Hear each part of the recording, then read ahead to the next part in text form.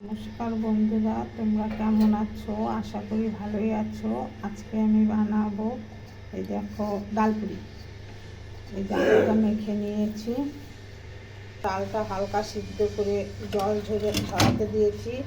এখন এটা মিক্সচারে পিষে করে নেব, পেস্ট করে নেব। দেখো, মিক্সচারে পেস্ট করে নিয়েছি। এখন এর মধ্যে মশলা অ্যাড করব।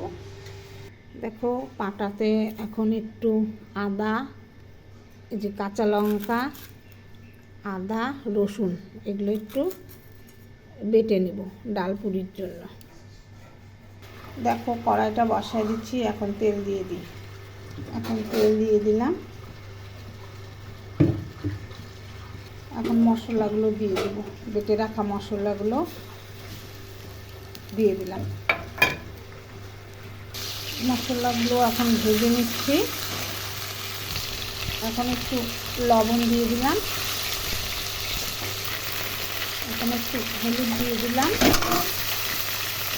এখন কাঁচা গন্ধটা একটু দূর হলে চলে গেলে ডালটা দিয়ে দেব। এখন এই সিদ্ধ করা ডালটা দিয়ে দিলাম। দিয়ে এখন নাড়াচাড়া করি, একটু ভাজা ভাজা করে নিই। এর মধ্যে একটু ছোলার ছাতু অ্যাড করে দেব পুরটার মধ্যে, ডালপুরির পুরটাতে। এখন এখানে জিরা আর ধনিয়ার গুঁড়া অ্যাড করে দিলাম। দেখো, ডালপুরির পুরটা হয়ে গেছে। দেখো, ঝুরঝুরা করে নিয়েছি। এবার এই যে ময়দা মেখে রেখেছি, আটার গুলাগুলা করব। দেখো, আমার বর গুলাগুলো করে দিচ্ছে, ওর ভিতরে পুর ঢুকিয়ে দিচ্ছে। দেখো দেখো, এই যে পুর ঢুকিয়ে নিল। এখন এটা মুখ বেঁধে দিচ্ছে। এই যে দেখো, ডালপুরির লুচিগুলো বেলে নিচ্ছি। বেলে মানে আমি নিচ্ছি না, আমার বর এটা একটা বেলে দিল।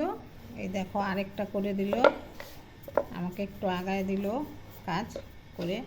এবার আমি তোমাদের ভেজে দেখাচ্ছি। দেখো, কড়াই বসায় দিচ্ছি, তেল দিয়ে দিচ্ছি। এখন ডালপুরিগুলো ভেজে নেব। দেখো, তেল গরম হয়ে গেছে। এখন লুচিটা ছেড়ে দিচ্ছি। দেখো, গ্যাসটা কমিয়ে নিন। দেখো, এখন একটু হয়ে যাচ্ছে লুচিটা। দেখো, উল্টিয়ে দিলাম। ডালপুরিটা দেখো কত সুন্দর হয়েছে। এভাবে দেখো, আরেকটাও দিয়ে দিয়েছি।